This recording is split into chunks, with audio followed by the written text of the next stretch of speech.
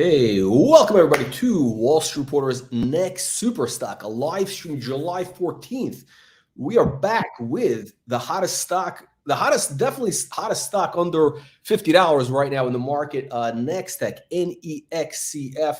Look, our goal is to bring you those stocks which have that 10x to 100x upside potential.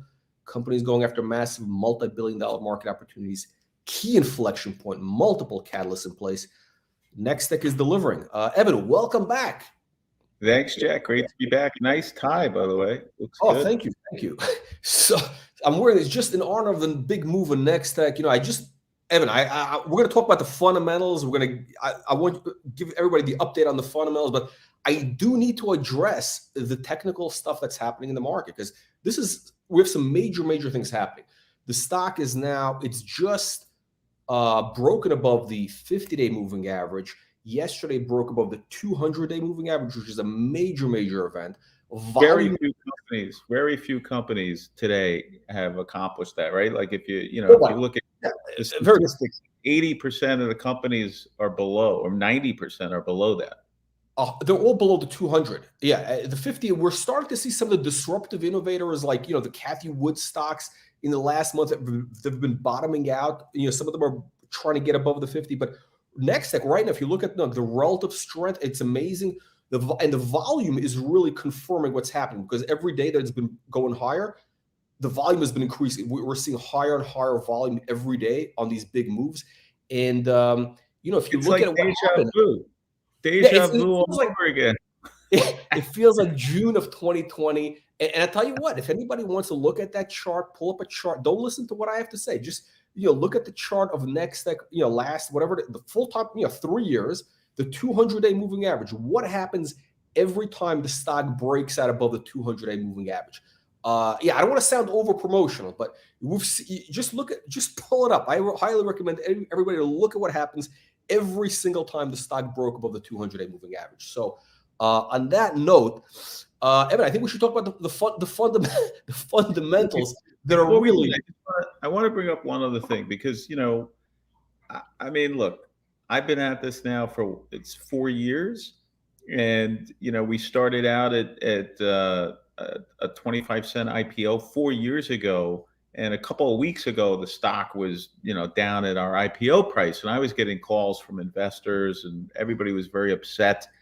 But there was also a lot of people calling me asking, wow, like this opportunity, I can't believe I get to buy in at this amazing price. Like they couldn't understand how it was possible to have the share price after 4 years be essentially at the IPO price. And so there was this massive opportunity. And if you go back to the beginning of the year, Jack, the stock has only now just recovered from the sell-off that we saw because that one fund that was really in the market just wholesale dumping. Yeah, it's kind of like what's interesting is basically like the stock. Like it's interesting. You mentioned the stock is where it was at the IPO price, and the reality is the company today is much further ahead. The fundamentals are much more compelling than they were even a year and a half ago when it was at 750 US, right? Like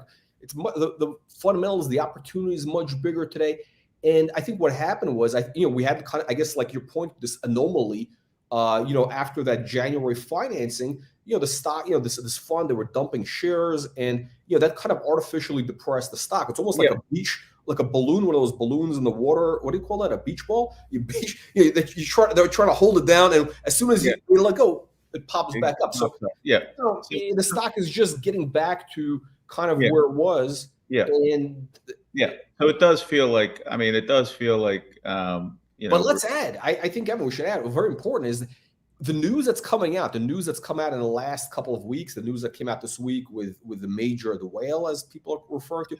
If this was out in January before, this massive, I think the stock would be significantly higher. Yeah. I don't want to say how much higher because I don't want to sound like, over promotional, but it would be higher. It would have been higher. So, and which is, I think still there's that opportunity because it was this artificial. And I just want to make sure that everybody understands that, again, it's not about promoting or hyping or anything like that. It's just, hey, put it on the mental map that the stocks, back to where it was earlier this year, before that fund dumped. And so it's almost like it was just an anomaly, as Jack said, and now we're back to like to that same level. So anyway, it's an exciting time at Nextech. Happy to get into what's happening here. Yeah, I let's mean, talk. yeah, Let's get into the big picture. I mean, I think the big idea right now is this.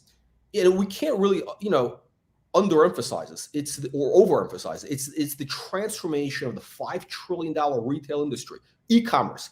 E-commerce, $5 trillion industry, according to Grandview Research, 5 trillion globally, and that whole industry is shifting to Web3. I mean, this is like a mega trend, as big as commerce going into e-commerce. It's as big as business moving into e-commerce 20 years ago, 15 years ago, 10 years ago. yeah, We're starting to yeah, see it now. It's accelerating, and I think it's pointed to, I mean, what's lighting the fuel, I think, is the news of, as we're referring to, the whale. The whale is starting to use the 3D models from Nextech, and that is going to really, I think, turbocharge adoption by everybody. No?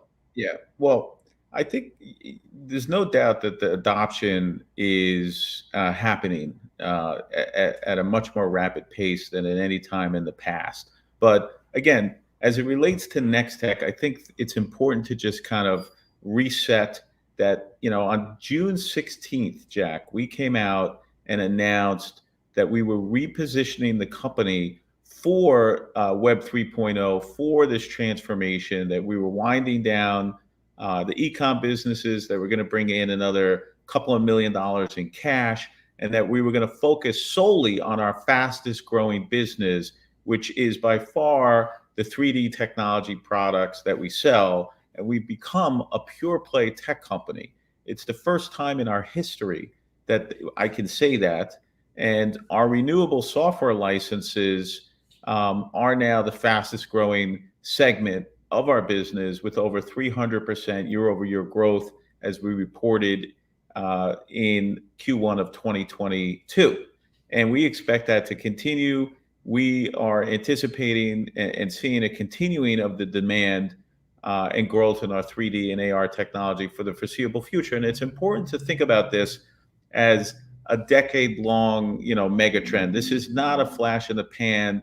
This is one of those transformations where you're going from, if you go back in time. I mean, I grew up where cameras were a roll of film you put in Right. a camera, right? And then you take a picture, and then you bring it to get developed, and you wait a week, and then you pick it up, and then And the you digital, I remember when the digital came right? out, it was Yeah, slow at first, but yeah, then digital, and then digital cameras came out, and that was like, game change. And then it's now on your cell phone, right? It's now all in one on your phone. But the point is that kind of transformation of an entire ecosystem is happening in the $5.5 trillion global e-commerce market, which Jack mentioned. It's much bigger, I think, than even those than the transformation of just images. So if you look at flat 2D online e-commerce experiences, that's going to go the way of the dodo bird. It's going to just disappear. it's And basically like this, again, going back to catalogs, which was the predecessor to e-commerce, right? The mail order catalogs. They yeah, used to be in black and white. They used to have illustrations, not even photos. yeah, As soon as they went to color photos, it was a game.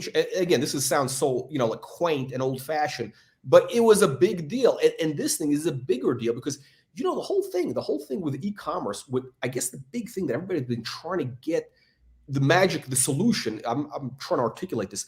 The big thing that everybody, the holy grail with e-commerce, catalogs, whatever it is, has always been, how do we make the product experience as close to like the physical store, like as close to being in a physical store where you can see the product. And what you're doing with the 3D product, the 3D models of the AR, yeah, that's yeah. the solution. And it's Well, probably going to get yeah, even better. But that's yeah. a, It is going to get better. The tech we're building, like, we have a whole R&D department, and we are building some amazing new technologies inside the company. I mean, I saw something the other day that it just blew my mind because it's all being driven by AI. And, I think explaining to you, Jack, how, basically the AI can build, a table or a chair from basically nothing. Doesn't even need a picture. Like we're talking today, we need pictures.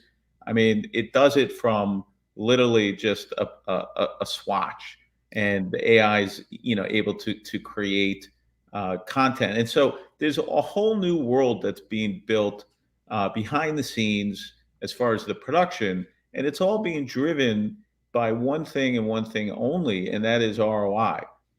These e-commerce sites, they're very, very focused on the bottom line. I mean, more so than in store. Like in store, sometimes you have stores that literally are there just as a marketing opportunity. If you go down Fifth Avenue in New York City, I don't think those stores make No, that much money. it's just It's the center really, of Fifth it's Avenue. just branding, right? But Right. e-com's not like that at all. It's the opposite. They're only interested in ROI. And so the fact that e-com is actually adopting this technology speaks to, as we've mentioned many times, the 94% increase in conversions that you get by using 3D models, the 40% reduction in product returns, and a 250% increase in click-through rates. And so those things are potentially worth billions of Oh, yeah. dollars in value and bottom line impact for these big brands. There's again 5 trillion globally, going to 10 trillion, and then you have these savings and these increases in conversions. And we're talking about. I mean, currently we deal with really only a handful of these e-commerce sites. We've mentioned Kohl's before, and CB2, and Napa Auto Parts. I mean, these are our customers, but there's also, Home Depot, Lowe's, Walmart, Target, Amazon. They're all embracing 3D models for e-commerce. And this is all online. Again, this is not, Evan saying this. Like, Yeah. you could go online and you'll see it.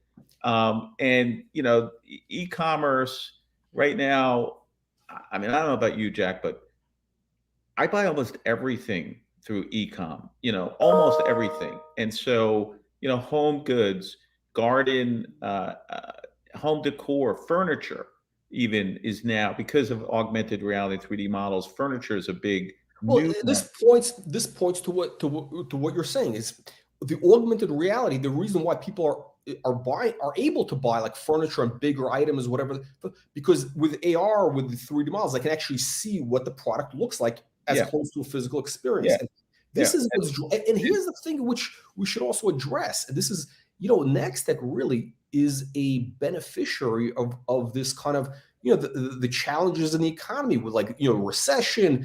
Things are kind of slowing down in certain areas. So companies, these guys need to be even more competitive. They need to cut costs and they need to drive sales. The only way they can increase and drive sales, increase profitability, reduce returns is, really by implementing solutions like, 3D models, which, Yeah. make that happen. I mean, And it's the right place at the yeah, right time. This is yeah. what's happening. And more to your point, Jack, we were on the call just yesterday with a customer that's signing up with us, very, very large manufacturer of sporting equipment. And they said literally on the phone, we are doing this because our competitors are doing it. I mean, that's music to our ears, that they're being, the industry, everybody that's adopting our technology forces their competitors to then Yeah. adopt the technology, right? And so it just keeps on snowballing. And I think it's also important to remind everybody that we have a very, very unusual business model compared to our competitors in this space. We decided, again, after 4 years of trying to crack this code and figure it out, that we were going to sell our models, essentially license our models. We don't sell models to e-commerce sites where they pay us a monthly recurring fee for our 3D models. So as we get more models out into the e-commerce ecosystem, our revenue continues to snowball and grow. And that's very different. None of our competitors do that. All of our competitors, so we've created a SaaS business out of this business where all of our competitors just sell, if it costs $100 to make a model, they sell the model for 200. We don't do that. We say, you know what? Instead of paying us $200, pay us $15 or $18 per model per month. We basically are financing a couple of months so that we end up having them as customers for years. And they all sign at least 12-month contracts. Some of these contracts were negotiated for 3 years. And that puts us in an elite position where we're basically a SaaS software company in terms of our business model, even though that's not exactly what we do, right? It's not like completely self-serve. We do, still integrate and supply. The recurring revenue part that's the subscription. That's the thing. And this creates the snowball. And by the way, we're gonna get into audience questions. And this, I think Trist hits it right on the head with what you're saying is, the SaaS, the revenue, the recurring revenue is starting to snowball, and the platform is the tech stack. So it's really like right now, it's kind of like just in that first inning. We're just this is really the inflection point starting to happen now. This is the all the stuff in the last couple of years, the big run-ups it's kind of all been just leading up to this. It's kind of like one of these great tech stories, whether you're talking about Salesforce, any of these companies, the first couple of years they were doing it, they were maybe trying to figure out the model or this or that. They had some, maybe setbacks. They went forward, back, and all of a sudden, then they finally figured it out, and they hit the market just at the right time, and things really connected, and the rest is history. The rest is history, yeah. And if you look at the companies that we're supplying 3D models to, it's not a narrow group. We just announced recently that Surplus Furniture, a top furniture and mattress retailer, is one of our new customers. Again, and by the way, all of these guys are basically buying 25, 50, 100 models to start and say, we are just doing a test. Those are like, let's say, $10,000 kind of contracts, but a lot of these contracts are going to be six-figure contracts as they move out of the POC into, okay, we now want 1,000 SKUs, 2,000 SKUs, 5,000. We want our whole site to be 3D and AR. And that's the story here. That's really what's happening is we're doing the groundwork right now, landing Surplus Furniture, Loft, which is another supplier of high quality home goods, Marina Homes, which is a home furnishing company. If you look at the sporting goods markets, we're selling top high-end bicycle models. So these bicycles are anywhere from $5,000 to $15,000. Hemi bikes, and these plus snowboards, plus there's a golf cart company that hired us to make a couple of golf carts as a POC. Head, the sporting goods company, Hemi bike, Salamander paddle gear, Never Summer, the Perfect Mound, Joyride bikes. I mean, the list goes on and on and on. And every one of these customers, some of them have already come back for more models, and that's happening. We do get reorders now. It's starting, but it's really going to accelerate in the second half of this year, which we're entering now, in 2023. This year, foundational. Land and then expand.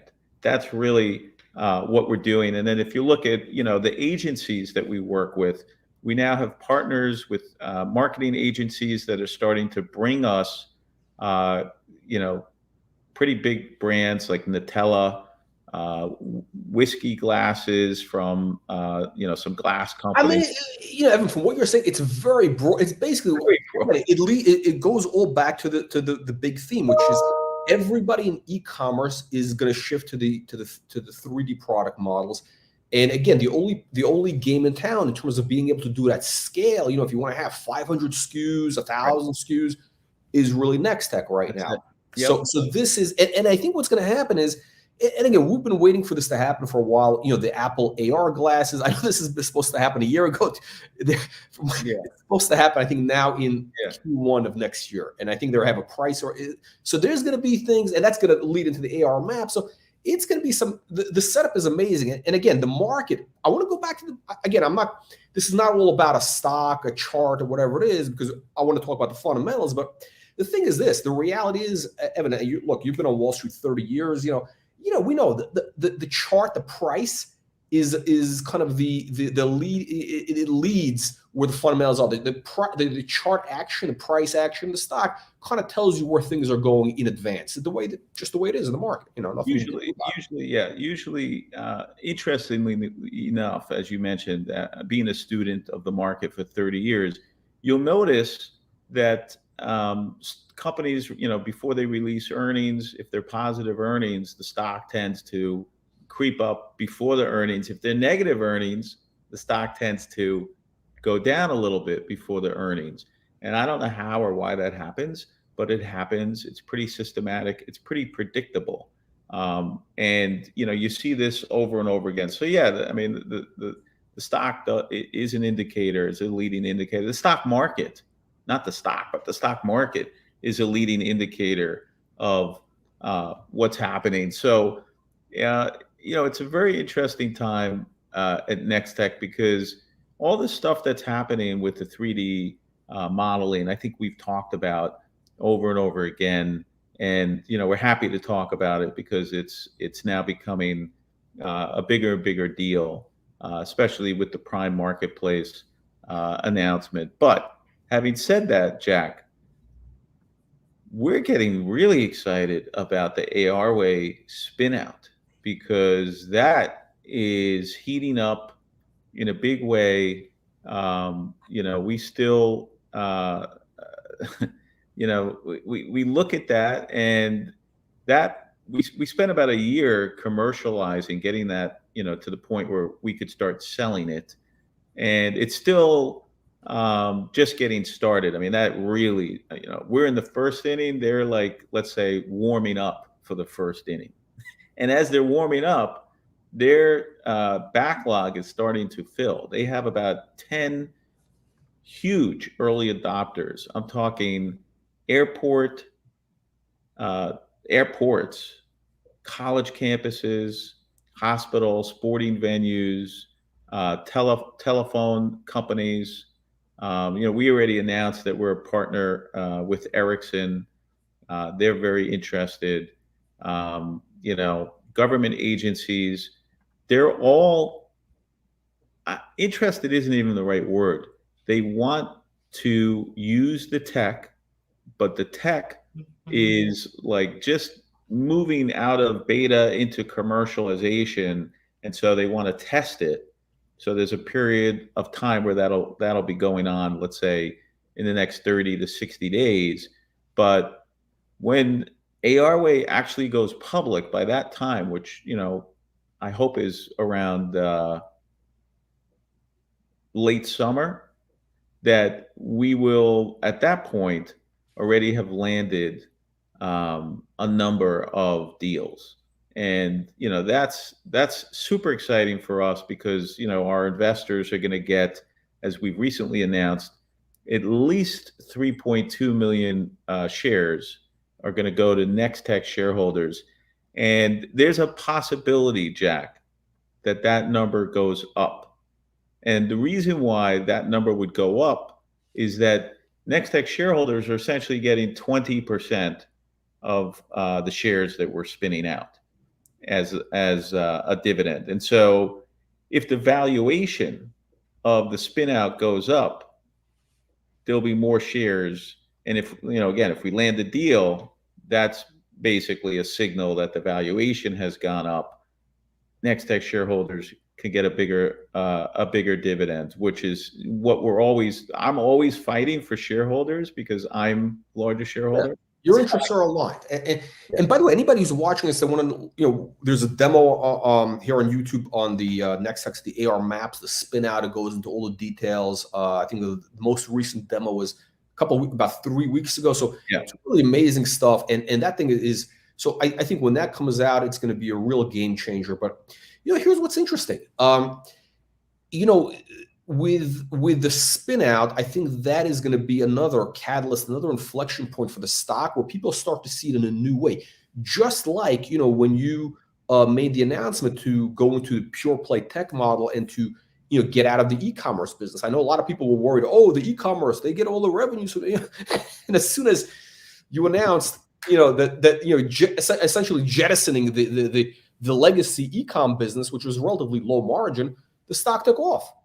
Yeah. And I think this is going to be another one of those moments. And especially, I think, now I think you've hinted at potentially a couple of spinouts, a couple of these, baby unicorns, getting hatched. And, So Jack, look, it's real simple.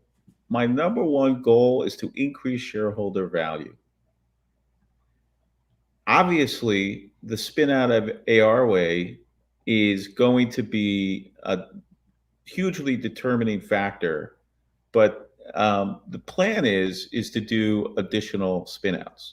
And so if we spin out ARway and ARway stock, let's just say goes from 25 cents to $1 or $2 or whatever, I would say that's a massively successful spinout. And that's going to trigger, spinout number 2, because we will have proven the business model. We'll have proven that works, that increases the shareholder value for Nextech. So I am extremely focused on getting ARway into market, having it become a success, and then doing that potentially 3 or 4 additional times where we continue to spin out our business units and create value by having pure plays. Because again, inside Nextech, if I sat here and talked to you about ARway, 3D modeling, our mapping software, our CAD to Poly software, our hologram software, your head would be spinning. It's a lot, right? It's a lot of information. And so, but it's interesting. The market loves the pure play. The market is telling you they love the pure play. So as each of these things matures, you could have these different vertical unicorns kind of go in their own direction. And that every time you spin it out, I think, again, I'm not making projections, but I would think it's going to, make the Nextech more valuable, and of course the other. So it becomes a virtuous cycle, so to speak. Yeah, and we are developing an ecosystem, and everything we're doing is in the lane of AI and metaverse / Web 3.0, and so we're already developing in-house. Again, my CTO is a tenured professor. Came out of, he worked for Apple Computer.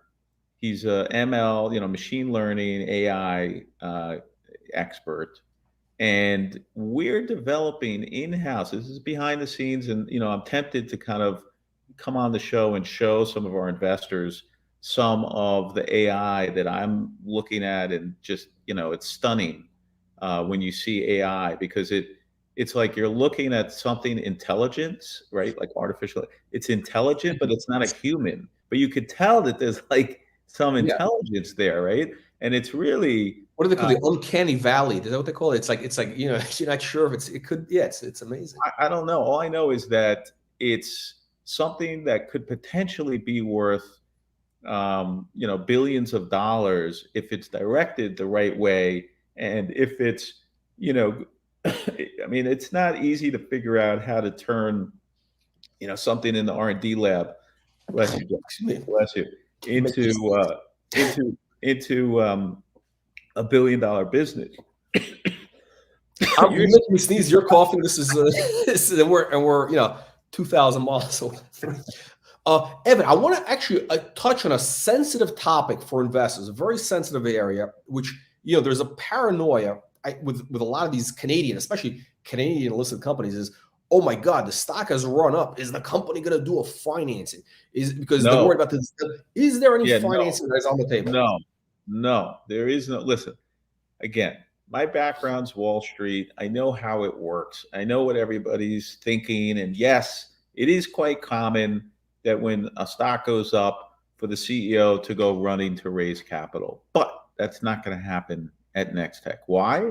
Because we did our capital raise in January. We went through that in January because I saw the storm clouds kind of forming and I was like, okay, it's time to batten down the hatches, raise the capital. It was a bitter pill to swallow. We just came out of it. I'm not going to do it again, Right. right? We don't need the capital, and for at least the next 12 months, we are not going to be coming to the capital markets to raise capital. The only odd outside chance would be if there was an acquisition, some hugely accretive or very, very important and valuable opportunity that just presented itself where I could buy, let's say $100 million worth of value for $10 million, something like that. I'm okay. Like, I'm not going to, not do Yeah, something like that. that's excusable. Yeah, because if it's something super accretive, like, but Yeah. it's, in other words, there is no capital raise, No, to pay for no, operations. Because look, no, we've seen a couple of these guys, companies that were, there were high flying stocks, and some of these CEOs say, oh, we're never raising capital. Next week, 2 weeks later, the guy raises in the middle of the summer, in July 4th weekend. I mean, it's like amateur hour with some of these no, guys.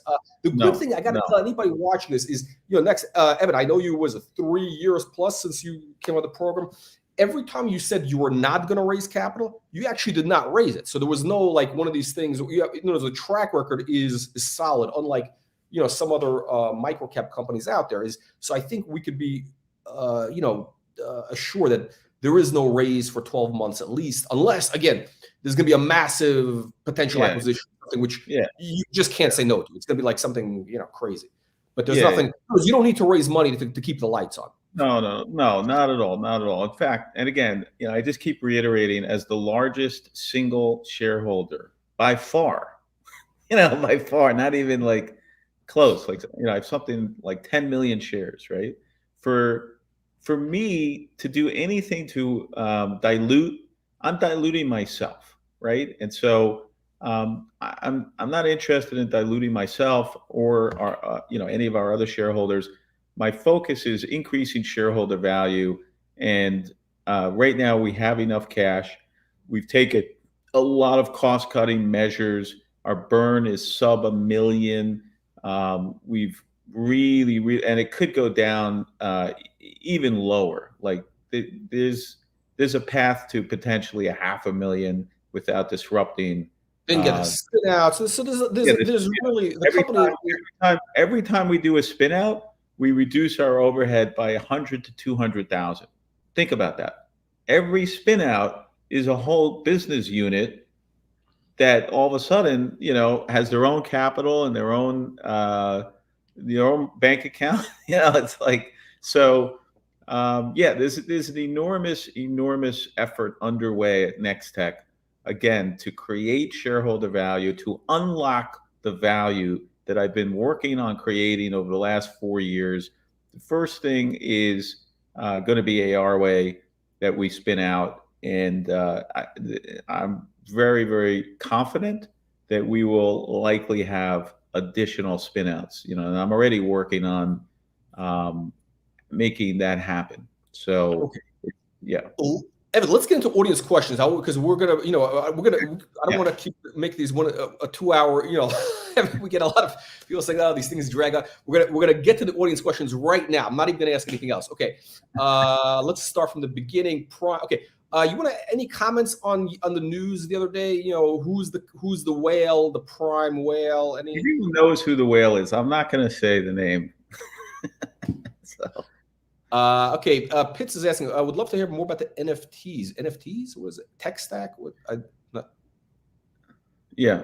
So NFTs are something that is definitely part of what we've worked on building here in terms of bringing that into the metaverse. It's really more, let's say, of an ARway story where you can have an NFT in a spatial map. And I think it's going to be something that comes Oh, that's up. going to be with the Yeah, map spinout. Okay, okay. yeah, with Uh, AR. okay. I don't know if the question, are there any other whales besides this whale? I mean, maybe is that the whale of There are many. whales? There are Is- many whales. There are many whales. We are but you're working with talking. the. I mean, let's be honest. You're working with the whale of whales. I mean, the other Yeah, whales are there's the like. whale of whales. I mean, there is the whale of whales. I mean, I don't know. You got blue whales. You got Moby Dick. You got all kinds of whales. And so we've landed. We believe is the whale of whales, but we're talking to all whales, all different sizes. There's a lot of big e-com players out there that we are talking to. We have some tunas, some Yeah, 600 it's pound also, yeah, tunas you got already, that we're working with. sharks, all sorts of massive sea life, But yeah, kraken. Uh, but can yeah, we get revenue guidance for Q3? no, can't really give you revenue for Q3 yet. When will Q2 financials be released? So we typically report our financials for Q2. So, it ended June 30th. So it should be the middle of August. I guess, okay. So no guide. We're not giving any guidance, right? There's no financial guidance. I can't give you guidance. All I can say again, is if you look at what we're building, it's a snowball. And so it takes time. I mean, it's not instant. I could say that. It's just not instant. But the customers are coming in and we're signing them up. When it comes to our competitors, we don't really believe that we have competitors that can compete head to head. That they can't create the 3D models at scale that we can. They don't offer the licensing deal that we spoke about earlier, where you pay us essentially 1/12 of the cost monthly recurring revenue for Nextech. So we don't believe that there are other competitors out there that offer that. There are other competitors that do have some of the tech that we offer for sure, but there's only a handful. I'm talking maybe 5 companies that actually offer some of the tech, but I haven't seen anyone that offers our end-to-end solution, white glove service with all the bells and whistles. Would you agree with this comment? Q3, Q4 of, and so basically starting Q3, Q4 this year, next year, that's really the mass adoption phase when things go It's hard to predict when the mass adoption happens. What I can say is that the train has left the station, that the adoption has begun. When the actual mass adoption, where our phones are ringing, like the inbound emails are just going ding ding ding ding ding ding ding ding, that it's hard to predict. I can just say that right now there is a rising tide. There is a lot of interest, and it's really the top of the mountain, meaning the biggest players in e-commerce, and the middle is where we're seeing the most. At the bottom, where you have millions of smaller e-com sites, we haven't really seen those guys jump in with both feet yet. They're probably going to be forced in because the bigger players are just going to eat their lunch, or they'll just go out of business. How do you feel personally? It's a personal question. Actually, this is an interesting thing because I've always tell investors, hey, the most important thing when it comes to a microcap is the motivation of the CEO of the company. Like, does this guy happy with having a company in 100 million valuation? Does he want to build it to a 10 billion? Like, what's the Evan? What are you happy, or are you going to be unhappy until the stock is $10, $20? I mean, because I want you to be unhappy because I want you to be motivated. So there's a lot to unpack there. So I would say I'm the most comfortable I've ever felt at Nextech, where over the last 4 years, it's been a winding, twisting road, and between the pandemic and short sellers and not having enough cash, and not having the market really adopt 3D models, and being in this development stage, right? This development stage. That's where I've been for the past 4 years.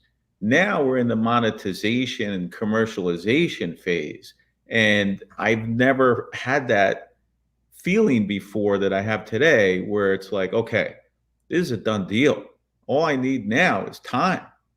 I just need more time to build my revenue and to execute on my plan, which is already starting to show dividends. So from where I'm sitting, no, I'm not happy with the market cap. I've stated many times on this show that my goal is to build $1 billion public company. That, to have a little micro cap is not that exciting to me. Micro caps are, the lowest part of the food chain in Wall Street, in the world, right? It's the lowest part of the food chain. Listen, Armin, I mean, a lot of your friends, I mean, are, heavy hitters, guys, billionaires. I mean, like, aren't you embarrassed, having a stock that's only 100 million? I mean, you need to get $1 billion valuation just to, not be like the guy that's, at the bottom. This is, I think, your motivation. You need to feel the pain, not the pain is what's going to drive you to make this a $100 stock. You're not wrong, Jack. That it's true. Like, a lot of these guys, they get too comfortable. The stock, some of these guys, the stock runs up 5x. You never hear from them again. They're like, So in some circles, being a CEO of a microcap, you're a rock star. You're incredible. Wow. You're right. In my circle, it's not. It's in Vancouver. In Vancouver, it's not in New York. In my circle, I mean, some of my friends are VC guys that run, multi-billion-dollar funds, or quite, very successful guys. And so, again, these micro caps, it's the lowest, it's entry level, right? It's like, think of it as, this is going to sound so crazy, but it's like getting a job at a fast food chain. That's entry level, right? And so I'm not comparing myself to that, because that's I'm not going to say that, because that's too degrading for me. But anyway, what I'm really saying is that there's a lot of room for growth. That this is just the bare bones base level of evaluation of a place for me. I know it's been a lot of hard work for me to get here, and I'm not done. And I think, over the next couple of years, I think I could do some amazing things with Nextech, and increasing the shareholder value, doing these spinouts, which is going to be a whole new engine of growth for Nextech shareholders, and the AI, the R&D, the additional acquisitions that, a new crop, let's say. So over the last 4 years, we've been incubating. Okay, so over the next year, let's say we start spitting these incubation businesses. Baby unicorn, the eggs have been incubating. Right? So what am I thinking? I'm thinking, well, I'm going to need a new crop, right? Oh. So that new crop, again, it might take 6 months or a year to incubate, but now we have an ecosystem, and that new crop, they're basically, brothers and sisters that can work together, because they'll all be part of the same ecosystem. Same family, cross license, cross develop, shared resources, shared mind share. There's a flywheel. Thing going on. And that's kind of my vision at this, at this stage. And that's why I feel really good, because I feel like that was impossible a year ago, because these businesses weren't ready. The market wasn't ready, but now it is possible. And so that's really the dramatic change from my perspective, and seeing the market adopting, 3D models is a very big deal. The next thing we're going to see, Jack, is with ARway, when people start signing up and seeing, spatial computing getting that adoption rate, where people start seeing that happen, that's potentially bigger than 3D modeling, because that 3D modeling folds in under that. You're saying the map spin out potentially that could be a bigger opportunity than what you have than just Nextech right now? Yeah, it could be. Yeah. You know, it's interesting. It's interesting to also note that, you know, Nextech was originally a spin out of another company. It started at 20 cents. And now, you know, Nextech obviously is now, I mean, I don't know if that company even exists anymore. Nextech is like 100, 1,000, you know, Nextech went from 20 cents to, what is it, $10, right? Yeah, yeah. We became much bigger than that company, for sure. So there's a track record of this type of success. Yeah. Spinouts, Nextech spinouts, unicorn spinouts. There is. I've done this before. I'm doing it again. It's a little different, but it's, you know, very, very similar. And we're creating that formula for success so that as we continue to do this, we continue to be successful, creating shareholder value. If you look at these spinouts, I don't, you know, so I actually had an interesting question from a shareholder about like, oh, you know, like if you do a spinout, you know, is it 1-for-1?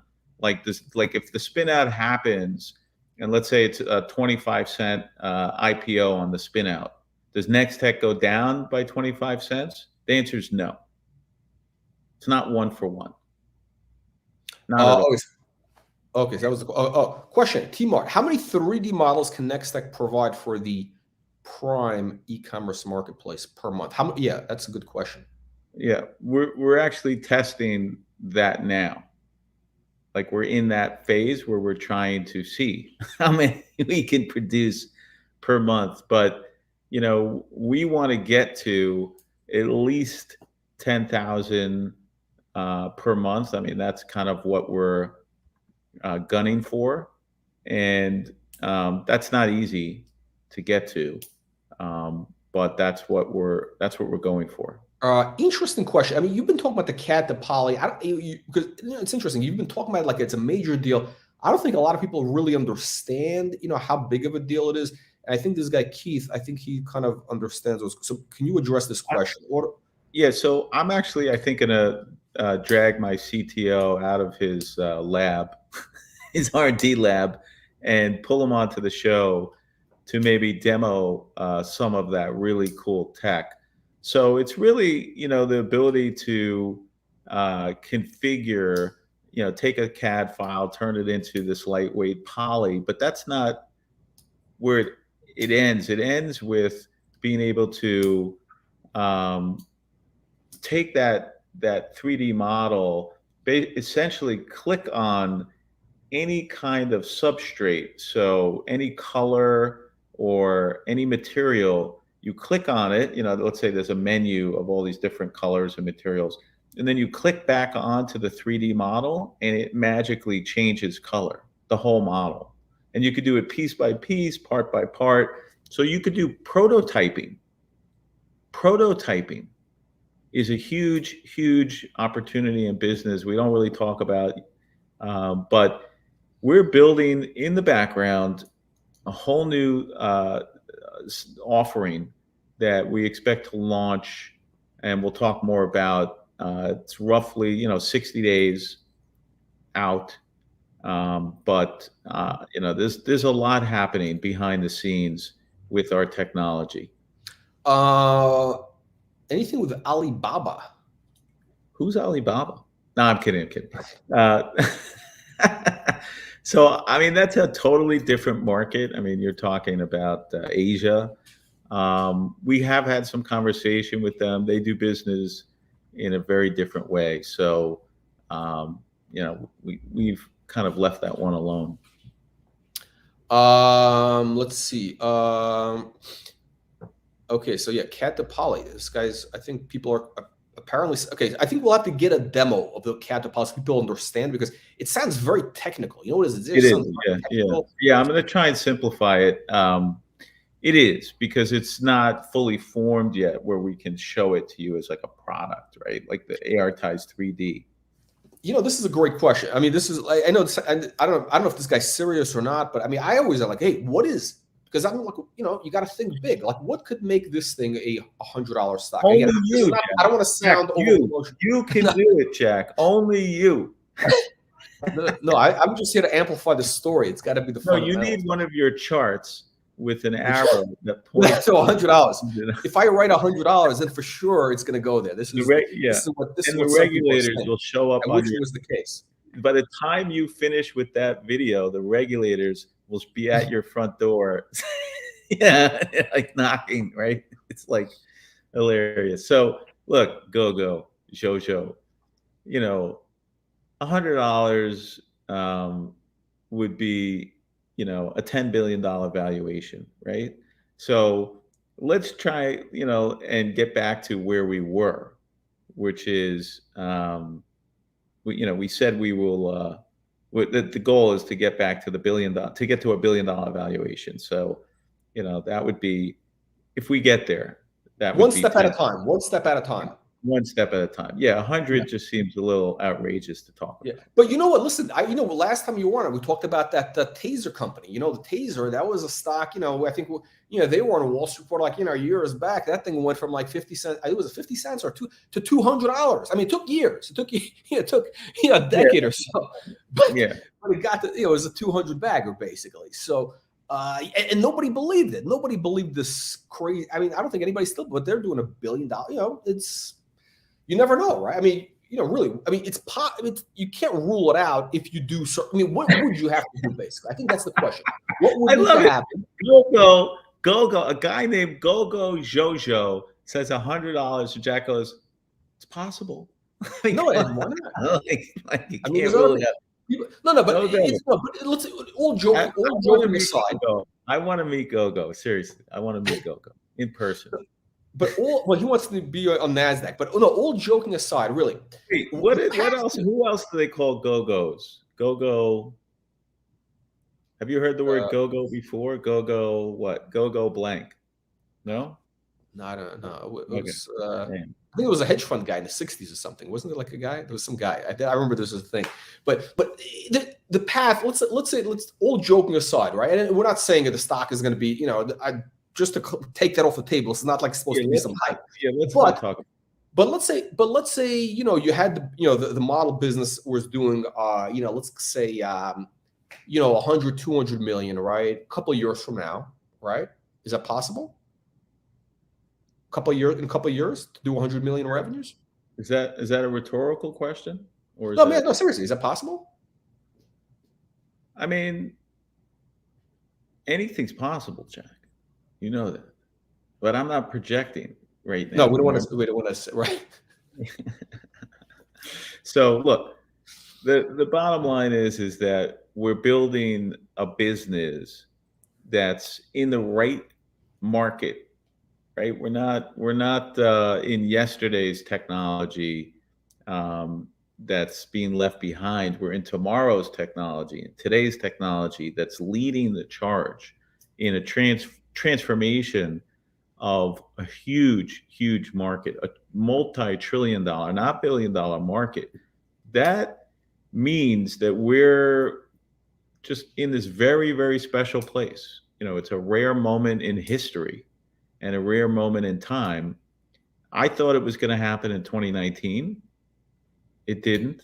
I had to wait essentially until 2022. It's happening. It's happening. And, the fact that we can land some really big deals and even some of these smaller deals and POCs just proves that we're in that business. It validates everything that we talk about on this show. And as an investor, you're investing in that. Well, the share price is going to move around. Let's just be clear about that. It goes up. Listen, ultimately, it'll take care. The fundamentals will reflect over time. It's a mega trend, right? You just want to get into that mega trend and ride that wave for a period of however long, a decade or whatever, until you think, hey, it's ending, it's over. And so if you look at cloud computing as a technology that just emerged not that long ago, you could go back and look at Amazon stock was doing nothing until AWS. You could look at Microsoft. That stock was doing nothing, flatlining for a decade until cloud computing started to take off. If you look at EVs, electric vehicles, We're just at the beginning. It's all very similar to 3D models where, electric vehicles, the valuation is much higher. I mean, you're sitting in your car and, you get to, experience it. If you buy a Tesla or some of these new, cars that are coming out from Lucid or GM or Ford. And if you look at that, you say, okay, this is the future. But then you have Warren Buffett buying like, I don't know, 20% of Occidental Petroleum saying, hey, it's going to be like another 100 years until, that business goes away, the oil and gas business. So, you know, electric vehicles, there's an adoption rate. Tesla was worth $1 trillion. It's hard to believe because it's still very early in that growth cycle, which means, okay, they were the leader, but now you have a massive amount of competition, deep-pocketed competition, very competent competitions, right? Look at GM and Ford. I mean, these guys have been making cars for centuries, or a century, or decades. So the point is that Nextech, we don't have like GM or Ford gunning for us. We're really, out in front, just like Tesla was out in front. Now, Tesla has their own adversity and their own challenges. But the point I'm making is that when you get in front of these mega trends, oh, look at this Taser. Taser was the joke of. I mean, it was a joke of Wall Street. It was like a clown show. $6 billion market cap was it's Axon now, and listen, I got to give complete credit. These guys did a great job. I was dead wrong about that thing, and but it took them a while. It took them a while to know. It climbed this path of people didn't believe, and it's very similar to the 3D model thing almost. Like the adoption took a while. They were a little bit early, and the original thing was years early. And then all of a sudden, this thing is like, it's taking off. Yeah, and now people it's not even a. And by the way, Jack, they also started out selling their tasers and then turned it into a subscription. Did they? And actually, yeah, because I've studied that company a little bit because I was thinking about investing. Because they have like these now, the body cams.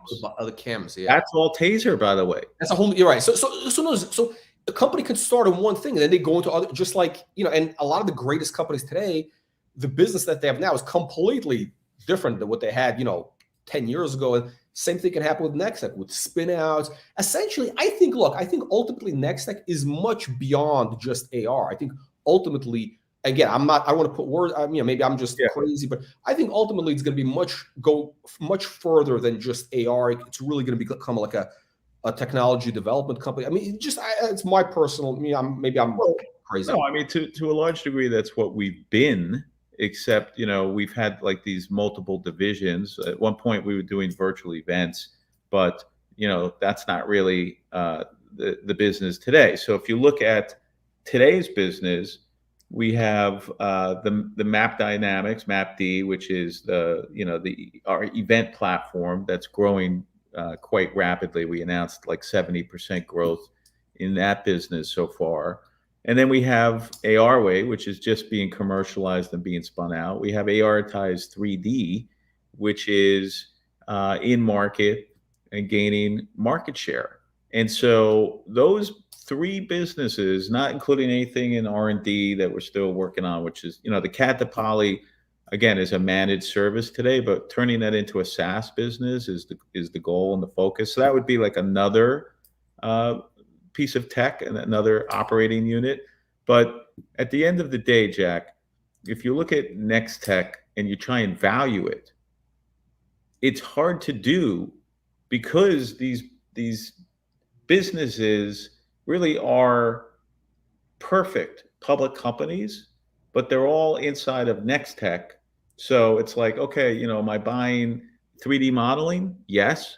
Am I buying ARway, spatial computing? Yes. Am I buying the CAD? Yes. Am I buying, and what does it all mean? Am I buying the mapping software? And what does it all mean? which, not every business is growing at the same rate either, right? Just clarify, Evan, you're not in Vancouver, right? You don't live in No, Vancouver. I don't. No, Yeah. I've been to Vancouver Right. probably about a dozen times.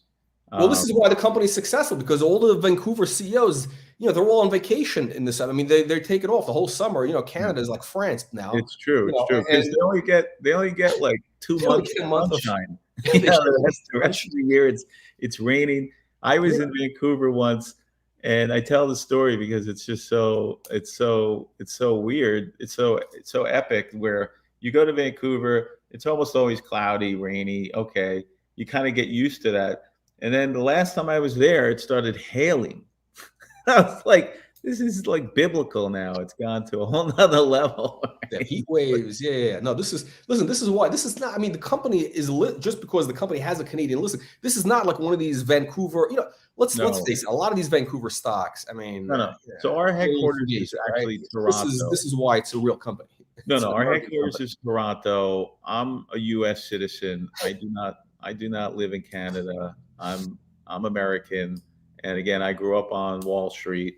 That's my background, and so a lot of our employees are. I'm not knocking Canada, by the way. I'm wearing my Order of Canada pin, by the way, my official Order of Canada pin. So I'm not just, Yeah, but no, there is, but let's be real. Canada, they take too many we vacations. We got to we get we more. straddle both sides of the border. Canada is a quasi-socialist country. I mean, the fact that they have this capitalist, CSE exchange is tremendous. I love Canada because of the CSE. Honestly, that's what I love the most about Canada. The countryside's beautiful. Toronto's an amazing city, but the fact that they have this Canadian Securities Exchange, which is the exchange for entrepreneurs, which is what Small oasis of capitalism. It's a small oasis of it capitalism. is. Socialist. It's an oasis, and you should underline that because they work with companies like Nextech to help us to create shareholder value. They're not like other exchanges, and other exchanges basically just say no, and mostly we just want to limit you because they don't want to take the risk. Let's just say where the CSE kind of is more like It's entrepreneur. It's entrepreneurial. It's like entrepreneurial. it's entrepreneurial. The others are like Yeah. it's like the TSX is almost like I don't know. It's like you're dealing with France or Germany. They're really anti-entrepreneur. I mean, they're really just like a bureaucratic type. They don't want people to win. Basically, I mean, I don't want to get into politics. So No. but anyway, the bottom line is things are looking amazing right now for Nextech. We got okay. What kind of news flow do we have to look forward to right now? Because I think we're getting into late July, August. So here it is, Jack, and then here it is, Jack, and then we have gone over the hour, even though yes, and I geez, we agreed we wouldn't do that, but we get on tangents here. So we are going to continue to come out with updates on ARway. That is moving very, very rapidly. We'll continue to update our investors about the 3D and what's happening in that business. And we'll continue to update our investors about our Map D platform and what's happening there, because they're all doing quite well. And couldn't be happier with where we are as a company. Is it fair to say that the cadence of news flow is going to pick up as we get closer to the spin out of the AR Maps business? Like as we get closer, we'll get more details, things like that? Listen, the news, I mean, we don't control it. We just report it. So as news happens, we're going to put it out. My goal is, I think like a shareholder. So I say, okay, as a shareholder, I want to know what's happening at my company. Why should I put my money into a company if they're not going to communicate to me? They're not going to tell me what's happening. I want to know what's going on. Right. Why would I do that? Why would I do that? So I want to know what's happening. I don't want people to have to call me to find out what's happening or call Lindsay. I want to just put it out in press releases, which we do, and share the information, and then you make your decisions, and that's it. No, and the crazy thing is, this is I deal with a lot of companies. And I say, look, and very few of them put out news. It's not like all you're doing is basically updating people on what is going on in the business. You have multiple. Everybody, any company could put out news once a week. They all have something going on. Otherwise, they wouldn't be in business, right? You got contracts, you got this development. There's always something. And the good thing, I think, is the transparency that Nextech has been consistently, transparent. And, with the disclosure of constantly, just updating people on what is going on in real time, so that that is what people want to know. As again, okay, I think you hit it on the head. Like, investors, they want to know what's going on. And they're owed that. They're owed that. I mean, they have a right to know. And they do. And it's sometimes it's bad stuff. Occasionally, there's it's not always positive. I mean, and so, we've come on your show, and in the past there was some short sellers that were saying things that weren't accurate, and we've had to set the record straight. But the point is that you can't be just a fair weather type of company in terms of reporting. It just needs to be, hey, just keep reporting, and as long as you're doing the right thing at the end of the day, I think investors want to know what's happening. And so with that, Jack, let's end it. Exactly. Thank you, Evan. And thank you, everybody, for joining the live stream. We'll hope to see you on the next one, the next big update. Thank you. Thanks, guys.